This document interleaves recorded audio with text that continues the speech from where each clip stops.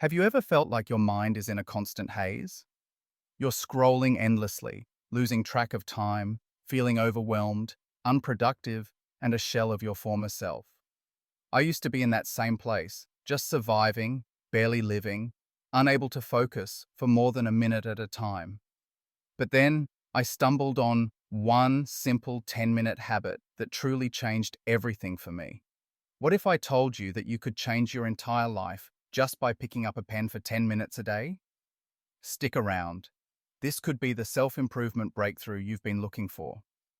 Before we dive in, if you're passionate about self-improvement and building your best life, don't forget to hit the subscribe button and tap the notification bell. Join the Growth Mindset Project so you never miss a chance to invest in yourself.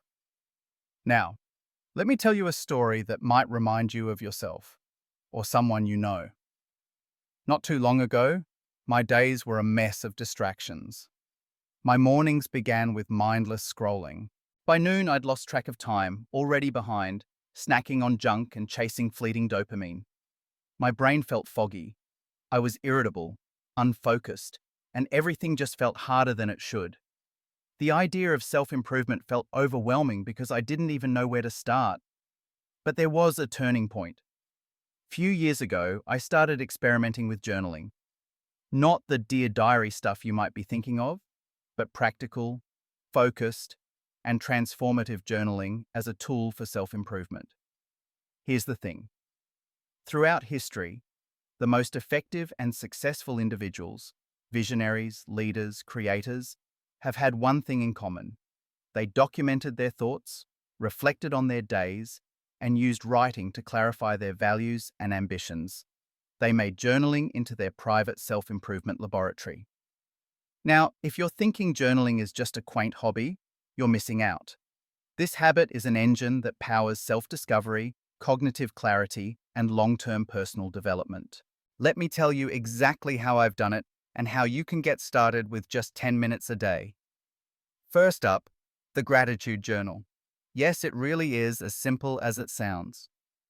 Every morning, or whenever you have 10 minutes to yourself, take out your notebook and jot down 3 things you're grateful for.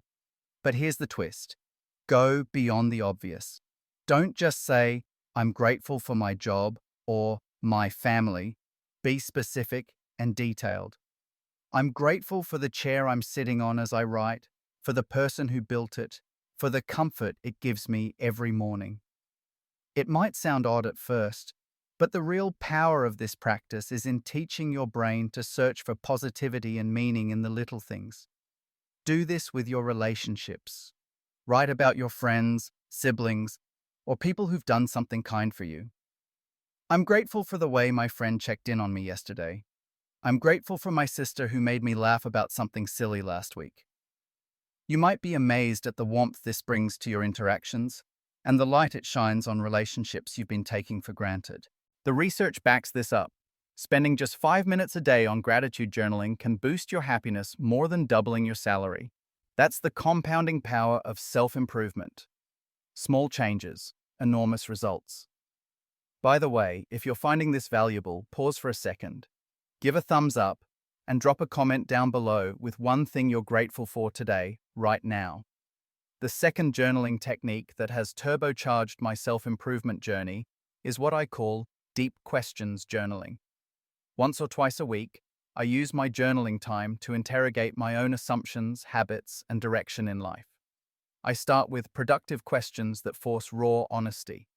For example, if I could only work for 2 hours this week, what would I spend that time on? This question cuts through the clutter and reveals your most important priorities. No more hiding in busy work. Another one. Who are the 1 or 2 people causing the most stress in my life? And who are the few people responsible for most of my growth? Yes, these questions force you to confront reality, and they create space for you to make crucial decisions for your own well-being and development. Self-improvement isn't just about doing more. Sometimes it's about running diagnostics on your life, figuring out where the real problems are and where your biggest opportunities lie. Here's a powerful one. What do I want to suffer through? Why? Because every path, whether it's becoming a creator, entrepreneur, or parent involves suffering. Instead of chasing a fantasy of effortless success, ask yourself honestly, which struggles am I willing to embrace? When I first asked myself that, I was deciding between multiple career options.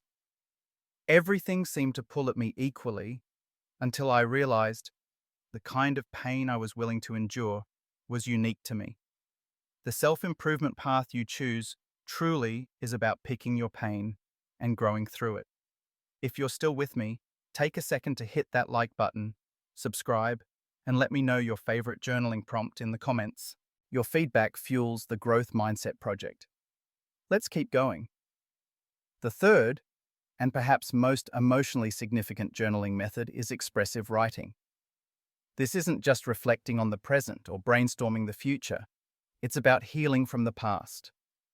Expressive writing means taking time to write about your painful memories and the emotions tied to them in raw, honest detail. Why do this? Because unexpressed pain doesn't just disappear. It festers inside, quietly dictating your behavior, coloring your worldview, limiting your self-improvement. Take one memory, a moment of regret, embarrassment, heartbreak, or loss. Write out the story. Don't hold back. Let yourself feel those emotions fully as you put them down on paper. If you need to cry, let it happen. What happens next will surprise you. You'll often finish feeling lighter, like a weight has been lifted. Scientifically, this exercise actually helps process stuck emotions. This clarity is the foundation you need for real lasting self-improvement. But here's a crucial warning. You must avoid the trap of endless analysis. Self-improvement is about growth, not paralysis by overthinking. I once spent months journaling about a difficult relationship decision, just circling the same anxiety without ever taking action. Journaling needs to be balanced with real-world steps. Write, reflect, and then act. Spend 10 to 20 minutes a day, but don't let your journal box you in. It's a tool, not a prison. This 10-minute habit isn't some magic bullet. It's a self-improvement practice that can help you see your own patterns, break the cycles that hold you back, and reconnect with your best self. Give it a week, then a month. See what happens when you start every morning, not by diving into your phone, but by investing 10 minutes into self-discovery. You'll see changes, subtle at first, then snowballing. You'll become clearer, more confident, and your relationships and productivity will improve almost effortlessly. If you stuck around this long, you're clearly invested in your self-improvement journey. The Growth Mindset Project is all about helping you become your best self. So check out our other videos for even more practical tips, inspiration, and strategies. Don't forget to hit subscribe and tap the bell, because your best self is just getting started.